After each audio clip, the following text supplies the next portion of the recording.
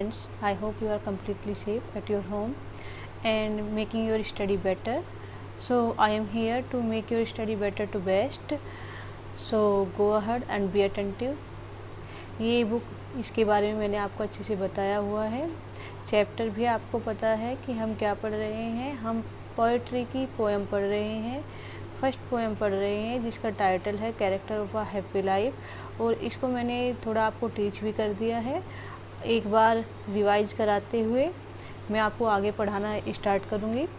How happy is he born और taught the serveth not that serveth not another will, कि वो इंसान कितना खुश होगा जो जन्म से ही क्या इस गुण को लिए हुए होगा, या जिसको जो है उसको सिखा दिया गया होगा, उसके पेरेंट्स के द्वारा, उसके गार्जियंस के द्वारा उसको सिखा दिया गया होगा ये वाला गुण कि कभी भी किसी की इच्छा के अनुसार कार्य मत करो, अपनी अंतरात्मा की सुनो, या जो सही है केवल उसे करो।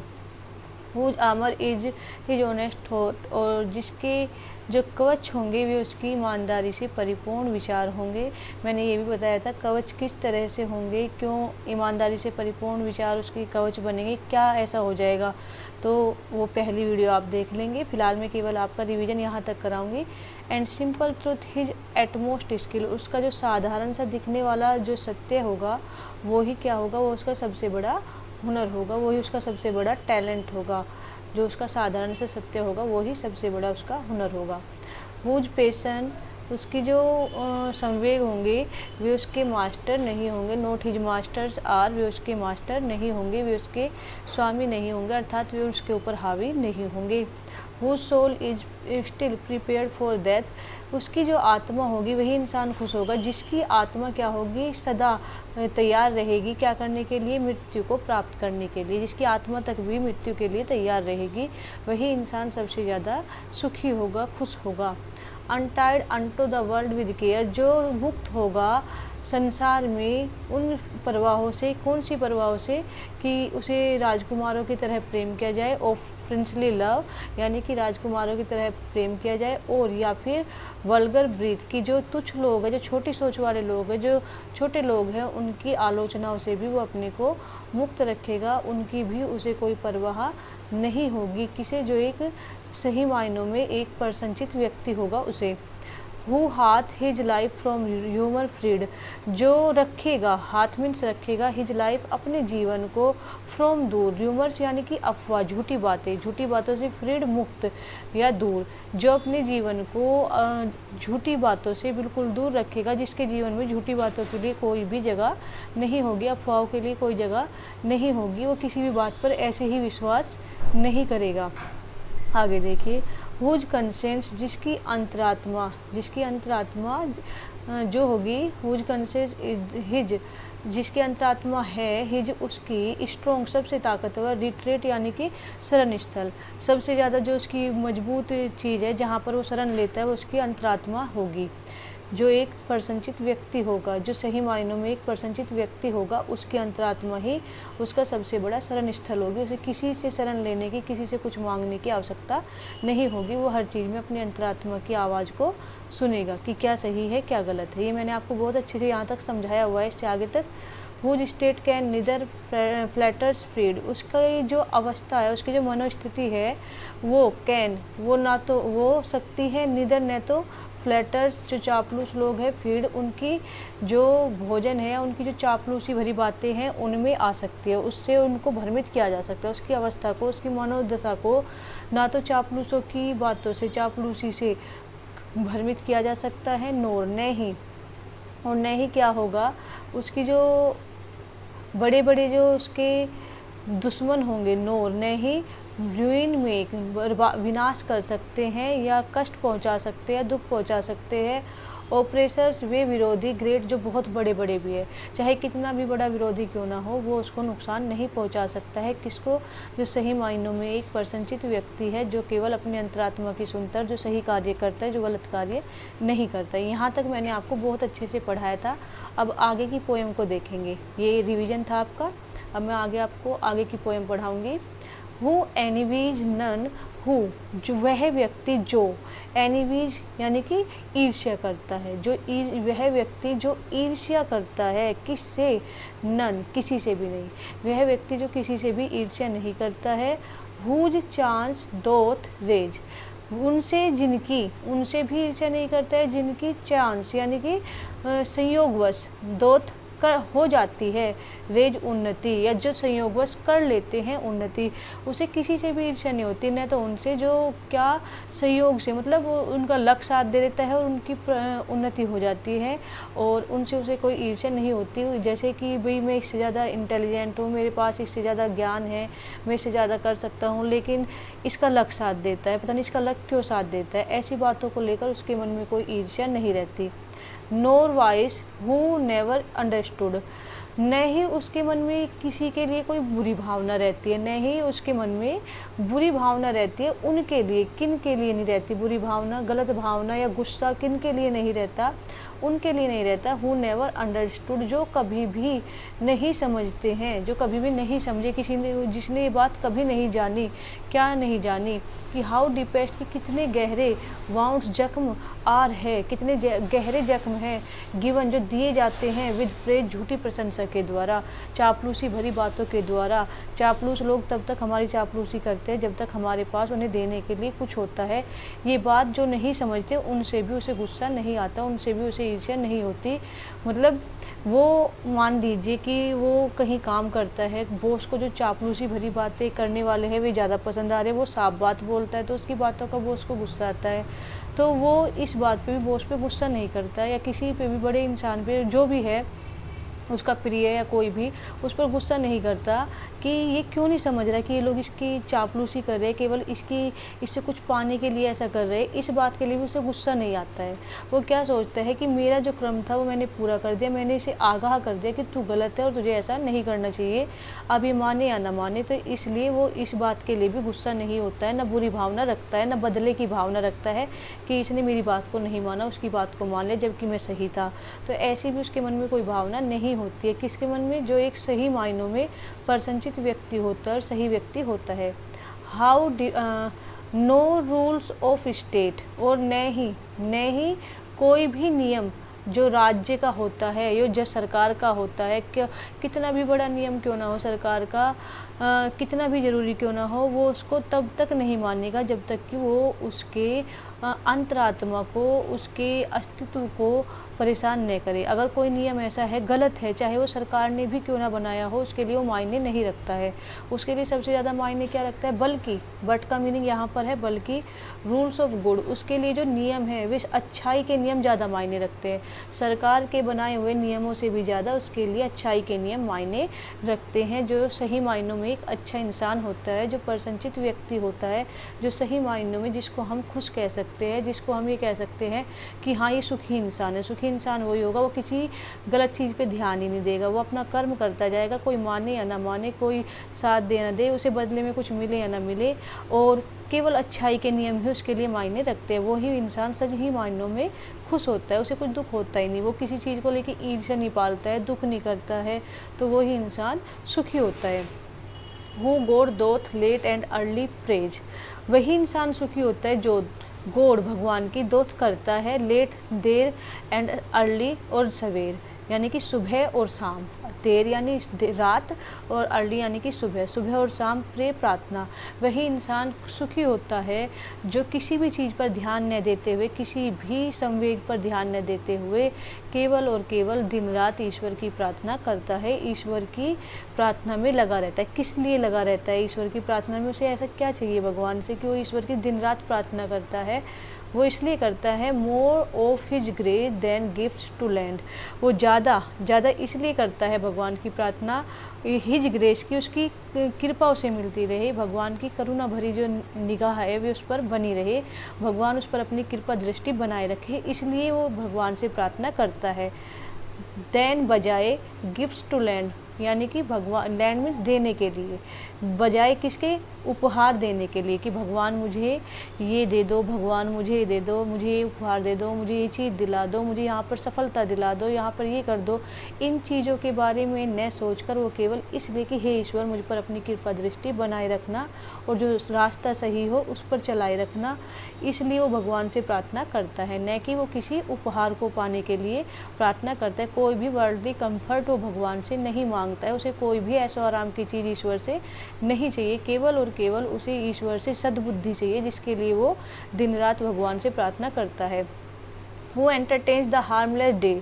अब क्या करता है, वही व्यक्ति सुखी होता है जो एंटरटेन्स बिता देता है, जो बिताता है दिन को द हार्मलेस, बिना किसी को नुकसान पहुंचाए। वही इंसान सबसे ज़्यादा सुखी है इस दुनिया में जो ईश्वर की प्रार्थना में दिन रात लगा रहता है, केवल और केवल उससे सद्बुद्धि पाने के लिए, और जो अपना सारा दिन, जो अपना पूरा का पूरा दिन एक दिन में किसी को भी नुकसान नहीं पहुंचाता है, बिना किसी को नुकसान पहुंचाए दिन को बिता देता है। किसी भी इंसान के लिए कोई बुरी भावना उसके मन में नहीं होती, किसी को किसी तरह का दुख नहीं पहुँचाता, चोट नहीं पहुँचाता, किसी जीव को हानि नहीं पहुँचाता। वही इंसान, क्योंकि आप कभी नोटिस करिएगा, आप अगर किसी को दुख पहुंचाते हैं, किसी के साथ झगड़ा करते हैं, किसी जीव को परेशान करते, तो आपको भी मन में एक परेशानी होती है। किसी को भी दुख देकर हमारी भी मनोदशा ठीक नहीं रहती, हम भी किसी तरह से परेशान जरूर हो जाते हैं। तो वो इंसान बिताता है अपने दिन को किसी को भी नुकसान पहुंचाए बिना।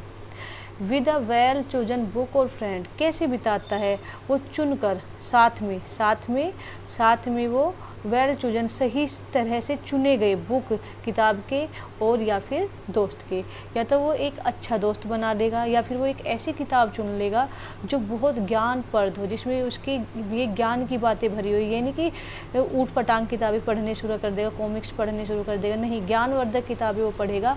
या फिर ऐसा दोस्त बनाएगा जो उसे सही राह दिखाएगा, उसको गलत चीज़ पर टोकेगा, सही बात पर उसका मनोबल बढ़ाएगा, उसको सही रास्ता दिखाएगा, ऐसे दोस्त को वो बनाएगा। या फिर वो ऐसी किताब को पढ़ेगा जो उसके ज्ञान में वृद्धि करेगी, बजाय किसके, दिन में किसी को नुकसान पहुंचाए। वो अपना पूरा दिन ऐसे दोस्तों की संगति में, ऐसी किताब को पढ़ने में बिता देगा जो सही मायनों में एक अच्छा इंसान होगा। अच्छा, आगे देखिए, दिस मैन इज फ्री, यह इंसान क्या है, यह इंसान है फ्री, यानी कि स्वतंत्र, फ्रॉम सर्वल बैंड्स, किससे, गुलामी की जंजीरों से। यह इंसान गुलामी की जंजीरों से अपने आप को पूर्ण रूप से मुक्त करता है, किसी की गुलामी ये नहीं करता है, किसी की चापलूसी नहीं करता है, किसी को खुश करने की कोशिश नहीं करता है, केवल सही काम वो करता है। ऑफ होप टू रेज और फियर टू फॉल, वो किस लिए गुलामी नहीं करता है किसी की भी, इसलिए गुलामी नहीं करता है कि वो उम्मीद नहीं करता है न तो अपनी उन्नति की और ना ही अपनी अवनति की। फॉल मीन्स अवनति और रेज मीन्स उन्नति। उन्नति की वो उम्मीद नहीं करता है किसी से कि मैं इसकी चापलूसी करूँ, इसकी सारी बातें मानूँ, गलत बातें भी मानूँ तो मेरी उन्नति हो जाएगी, या फिर कि अगर मैंने इसकी बात न मानी तो कहीं मेरी अवनति न हो जाए, ऐसा भी उसको डर नहीं होता है। वो कभी भी किसी की गुलामी की जंजीरों में नहीं बनता है, अपनी उन्नति को लेकर या अपनी अवनति को लेकर, यहाँ पर ये पोएट कहना चाह रहा है। आगे देखिए, लॉर्ड ऑफ हिमसेल्फ, वो क्या है, लॉर्ड है, स्वामी है, हिमसेल्फ अपने आप का, वो अपने संवेगों का, ईर्ष्या का, द्वेष का, पाखंड का, प्रेम का, नफरत का, इन सब का क्या है, मालिक है। कोई भी उसका संवेग उसके ऊपर हावी नहीं हो सकता है, वो किसी से नफरत नहीं कर सकता है, किसी से प्यार, अति प्रेम में पड़कर उसके कोई गलत काम नहीं करेगा, कोई सही रास्ते से उसे हटा नहीं सकता है, कोई भी संवेग उसे उसके सही रास्ते से हटा नहीं सकता है, वो अपने आप का मालिक है। दो यद्यपि नोट ऑफ लैंड्स, उसके पास नहीं है ज़मीन, वो ज़मीनों का मालिक नहीं है, संपत्ति का मालिक नहीं है, उसके पास संपत्ति नहीं है, पैसा नहीं है, प्रॉपर्टी नहीं है, फिर भी वो एक बहुत बड़ा जो है मालिक है। किस चीज़ का, क्योंकि उसने अपने ऊपर कंट्रोल कर लिया। जो इंसान अपने ऊपर कंट्रोल कर लेता है, अपनी संवेगों पर कंट्रोल कर लेता है, सही मायनों में वो ही सबसे धनी व्यक्ति है इस दुनिया में। क्योंकि हमारी आवश्यकता है, जैसे कि मैंने बताया, कभी समाप्त नहीं होती है। आज एक आवश्यकता पूरी हुई, कल दूसरी आवश्यकता हमारी खड़ी हो जाएगी। तो जो संतोष, जो संतुष्टि को अपने अंदर ला लेगा, उसे कभी कोई आवश्यकता होगी ही नहीं, वो कभी भी दुखी होगा ही नहीं। तो ऐसा इंसान ही अमीर होगा। जब वो कुछ मांगेगा नहीं, जब उसे चाहिएगा नहीं कुछ, तो वो अमीर हुआ। वो कब अमीर हुआ? जब उसके अंदर संतोष आया। तो वो सबसे बड़ा स्वामी, सबसे बड़ा जो है वो अमीर आदमी है। उसके पास पैसा नहीं है, फिर भी वो मालिक है किसका? अपने संवेगों का। और सबसे बड़ा अमीर व्यक्ति है वो दुनिया में, उससे बड़ा अमीर व्यक्ति दुनिया में कोई नहीं है। एंड हैविंग नथिंग, और कुछ भी न होते हुए, हैविंग होते हुए, नथिंग कुछ भी न होते हुए, कुछ भी न, नथिंग मीन्स कुछ भी नहीं होते हुए ही हाथ वो रखता है, उसके पास होता है ऑल, सब कुछ, उसके पास सब कुछ होता है। इसमें कुछ वर्ड अमेरिकन इंग्लिश के आए, जैसे हाथ आपको दिख रहा है यहाँ पे, ये HAT इसका ये हैव के सेंस में आया है, रखने के सेंस में आया है। जैसे कि एक वर्ड आया है दोत का मीनिंग करना होता है, यहाँ पर ये दिख रहा है आपको डज के सेंस में, डू के सेंस में ये आया है। तो ये अमेरिकन इंग्लिश के वर्ड है। तो क्या कहा गया? एक प्रसन्नचित्त व्यक्ति न तो किसी की गुलामी करेगा, न कभी जो है किसी संवेग को अपने ऊपर हावी होने देगा, कभी कोई गलत दोस्त नहीं बनाएगा, गलत किताब नहीं पढ़ेगा, दिन रात भगवान की प्रार्थना करेगा केवल उसकी कृपा दृष्टि पाने के लिए। अपनी संवेगों पर वो किसी की गुलामी नहीं करेगा, संवेगों पर अपना पूरा कंट्रोल होगा, और कुछ भी न होते हुए उसी के पास सब कुछ होगा। देखिए बच्चे, यहाँ पर हम देख लेते हैं पोएम का पोएटिक एप्रिसिएशन, यानी कि पोएम में क्या खास बात है, किस प्रकार से पोएम की प्रशंसा कर सकते हैं। तो ये पोएम एक डिडक्टिक पोएम है जो लोगों को इंस्पायर करती है। और सर हेनरी वॉटन ने यहाँ पर उन क्वालिटीज़ का जिक्र किया है जिनको प्राप्त करके, जिनको अपने शरीर, अपने अंदर लाकर, आत्मसार करके एक इंसान क्या कर सकता है? एक हैप्पी लाइफ जी सकता है। उसमें धार्मिकता है, ऑनेस्टी है, सिंप्लिसिटी है, और ऐसे ये गुण पाकर इंसान जो है एक अच्छी ज़िंदगी को जी सकता है। पोएम ने भगवत गीता की फ़िलोसफी पर प्रकाश डाला है, और इसमें 6 स्टेंजा है, 4-4 लाइन के। ये इसकी क्वालिटी है पोएम की। उम्मीद करती हूँ आपको पोएम का ट्रांसलेशन अच्छे से समझ आया होगा। मैं एक बार यहाँ पर आपको इसकी राइमिंग स्कीम दिखा देती हूँ। यहाँ पर राइमिंग दे रखी है ना, यहाँ पे ये इसकी राइमिंग है AB। देखिए पोएम की एक राइमिंग होती है। राइमिंग किस बेस पर डिसाइड की जाती है किसी पोएम की? उसके लास्ट वाले वर्ड का जो आपस में रिदम है वो किस तरह से मिलता है, कौन सी लाइन के लास्ट के वर्ड कौन सी लाइन से मिलते हैं, उसी को हम राइमिंग स्कीम कहते हैं। तो इसकी AB कही, AB, और फिर से क्या होगा? A और B। ऐसे ही पूरी पोएम में AB चलता रहेगा। मतलब जो पहली लाइन का और तीसरी लाइन का जो लास्ट वाला वर्ड होगा, उन दोनों की राइमिंग स्कीम सेम होगी। और ऐसे ही दूसरी लाइन का और चौथी लाइन का जो वर्ड होगा, उनकी राइमिंग स्कीम सेम होगी। ऐसे ही फिर हम 4 लाइन हमने कर ली, अब हम 5वीं पे आए। 5वीं लाइन और 7वीं लाइन का जो लास्ट का वर्ड होगा वो सेम होगा। ऐसे ही जो हमारी 6ठी लाइन होगी और 8वीं लाइन होगी, उनका जो लास्ट का वर्ड होगा वो सेम होगा। ये राइमिंग स्कीम होती है। जैसे यहाँ पर आपको देखो, ये बोलने में देखना, टोट में आवाज़ क्या आई? ओट। ठीक है, टोट में आवाज़ क्या आई? ओट। तो यहाँ पर ये देखेंगे टोट, और यहाँ पर थोट, इसमें भी ओट की आवाज़ आई, दोनों में सेम है, ओट दिखाई दिया। तो इनकी राइमिंग स्कीम पहली लाइन की और तीसरी लाइन की सेम है। अब दूसरी लाइन का देखेंगे, यहाँ पर क्या है? विल आया। और यहाँ पर हम देखेंगे अब चौथी लाइन में क्या है? स्किल, इल की आवाज़ आई दोनों में लास्ट में, स्किल में भी इल और विल में भी इल। ऐसे ही आप देखेंगे तो आपको देखिए यहाँ पर, अब हम ले लेते हैं यहाँ पर 6ठी लाइन में डेथ है, तो 8वीं लाइन में ब्रेथ, एथ की आवाज़ आ रही है दोनों में। तो ये AB ऐसे करके यहाँ पर राइमिंग स्कीम दी गई है कि पहली लाइन तीसरी से, दूसरी लाइन चौथी से, 5वीं लाइन 7वीं से, और 6ठी लाइन 8वीं से। ऐसे ही जो 9वीं लाइन होगी वो 11वीं से, और जो 10वीं लाइन होगी वो 12वीं से। इस तरह से ये सारी आपस में राइम करेंगे, इनके लास्ट के वर्ड एक दूसरे से मैच करेंगे। ये होती है राइमिंग स्कीम। यहाँ पर मैं आपसे उम्मीद करती हूँ आपको पोएम, राइमिंग स्कीम सब कुछ अच्छे से समझ आया होगा। और ये भी उम्मीद करती हूँ कि आप सभी वीडियो को लाइक करेंगे, मेरे चैनल को सब्सक्राइब करेंगे, और वीडियो को ज़्यादा से ज़्यादा शेयर करेंगे। Thank you, take care, have a nice day.